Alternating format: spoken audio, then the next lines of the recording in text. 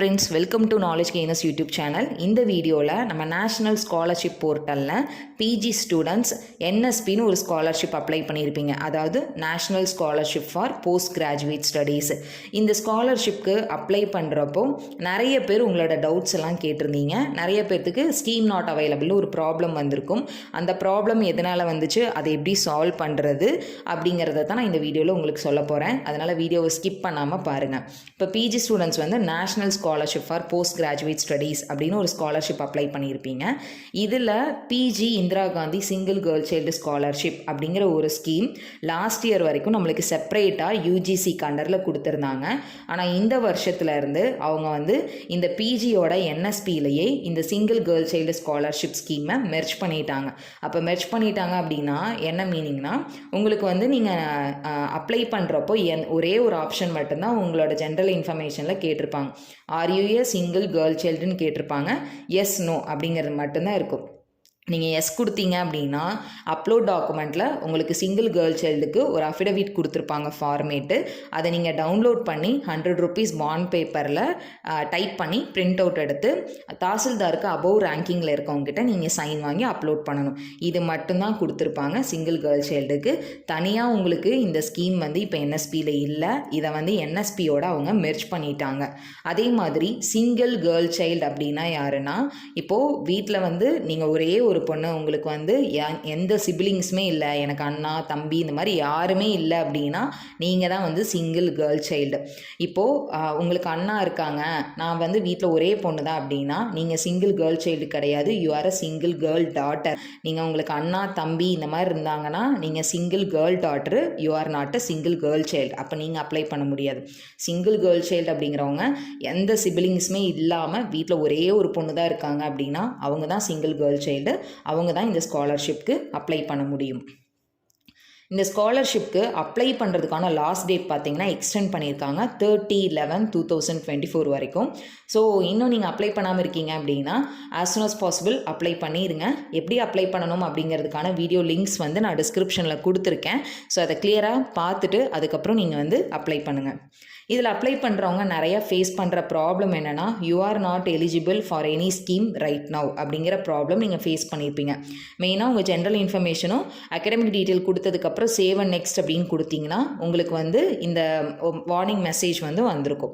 இப்போ இந்த வீடியோவில் எதனால இந்த மெசேஜ் உங்களுக்கு வந்துச்சு, இது எப்படி சால்வ் பண்ணணும் அப்படிங்கிறத தான் நான் சொல்ல போகிறேன்.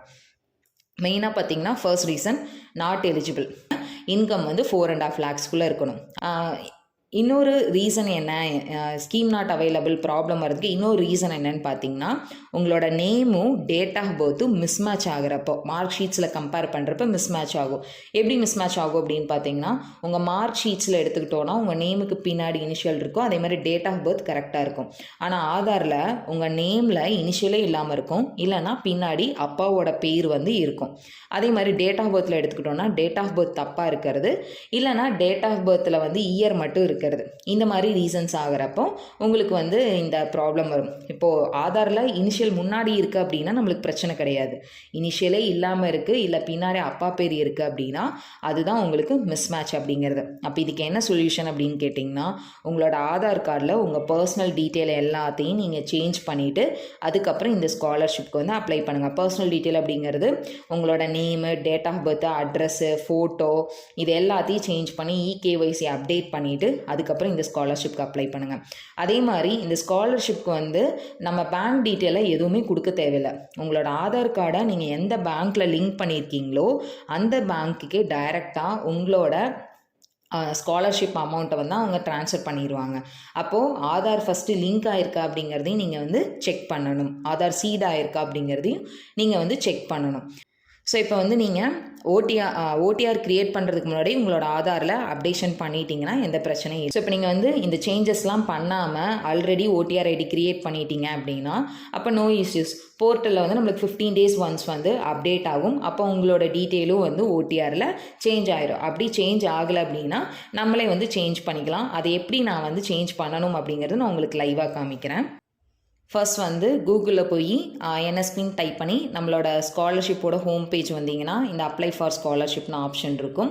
இதில் போய் உங்களோட ஓடிஆர் ஐடி பாஸ்வேர்டை என்டர் பண்ணி லாகின் பண்ணிக்கோங்க.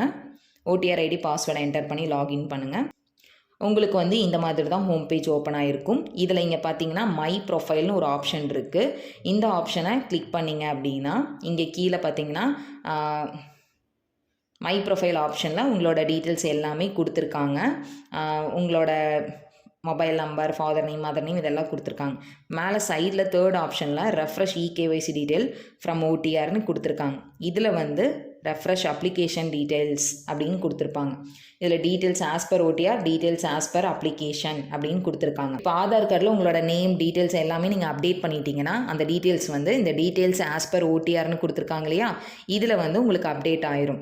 அப்டேட் ஆயிடுச்சு அப்படின்னா நீங்கள் வந்து இதை ஆஸ் பர் அப்ளிகேஷன் ஃபார்மில் அப்டேட் பண்ணணும். எப்படி பண்ணணும் அப்படின்னா கீழே வந்து ஃபார் எக்ஸாம்பிள் இப்போ நேம் நீங்கள் வந்து அப்டேட் பண்ணணும்னு நினைக்கிறீங்கன்னா இந்த நேம் அப்படிங்கிற இந்த செக் பாக்ஸை கிளிக் பண்ணி அப்டேட்டுன்னு கொடுத்தீங்கன்னா உங்களோட இந்த அப்ளிகேஷன் ஃபார்ம்லேயும் அப்டேட் ஆயிரும்.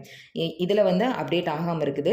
ஆனால் நீங்கள் செக் பண்ணிக்கோங்க உங்களோட இதில் இந்த நீங்கள் என்ன டீட்டெயில் அப்டேட் பண்ணணும்னு நினைக்கிறீங்களோ அது வந்து இந்த டீட்டெயில்ஸ் ஆஸ் பர் ஓடிஆரில் சேஞ்ச் ஆகிருக்கணும். அப்போ தான் இந்த அப்ளிகேஷன் ஃபார்மில் நீங்கள் சேஞ்ச் பண்ண முடியும். சப்போஸ் இங்கே வந்து எனக்கு இன்னும் அப்டேட்டே ஆகலை ஓடிஆர்லேயே அப்படின்னா நீங்கள் வந்து ஒரு 10 to 15 days வெயிட் பண்ணணும். திரும்ப லாகின் பண்ணி பார்த்தீங்கன்னா உங்களுக்கு இங்கே வந்து அப்டேட் ஆகிருக்கும். அதே மாதிரி நீங்கள் உங்களோட ரெஃப்ரெஷ் பேரண்ட் ஆர் கார்டியன் டீட்டெயிலை கிளிக் பண்ணி பேரண்ட் நேம் ஏதாவது சேஞ்ச் பண்ணிங்கன்னா அதையும் அப்டேட் பண்ணிக்கலாம். அதே மாதிரி மொபைல் நம்பர், இமெயில் ஐடி இதையும் நீங்கள் வந்து அப்டேட் பண்ணிக்கலாம். திரும்ப நம்ம அப்ளிகேஷன் ஃபார்மை வித்ரா பண்ணணுங்கிறது கிடையாது. இந்த மை ப்ரொஃபைல்லையே நீங்கள் ரெஃப்ரெஷ் பண்ணி உங்களோட டீட்டெயில்ஸை வந்து அப்டேட் பண்ணிக்கலாம். அதே மாதிரி போர்ட்டல் பார்த்திங்கன்னா ஒரு 15 days ஒன்ஸ் வந்து அப்டேட் ஆகிட்டே இருக்கும். அப்படி அப்டேட் ஆகிறப்போ நம்மளுக்கு அப்லோட் டாக்குமெண்ட்ஸில் சேஞ்சஸ் நிறையா நடக்கும். சேஞ்சஸ் அப்படிங்கிறது என்னென்னா இப்போது ஒரு ஃபார் எக்ஸாம்பிள் பிஜி ஸ்டூடெண்ட்ஸ் வந்து லாஸ்ட் வீக் வரைக்கும் அப்ளை பண்ணவங்களுக்கு ஜாயினிங் கம் வெரிஃபிகேஷன் அப்படின்னு ஒரு சர்டிஃபிகேட் கேட்டிருந்தாங்க. ஆனால் இப்போ அப்ளை பண்ணுறவங்களுக்குலாம் பார்த்தா அந்த சர்டிஃபிகேட் அப்லோட் பண்ணுறதுக்கு ஆப்ஷனே இல்லாமல் இருக்கும். ஸோ நீங்கள் அப்ளை பண்ணுறப்போ உங்களுக்கு என்ன டாக்குமெண்ட் மேண்டேட்ரியில் கேட்டிருக்காங்களோ அந்த டாக்குமெண்ட்டை நீங்கள் வந்து அப்லோட் பண்ணுங்கள். Thank you for watching the video.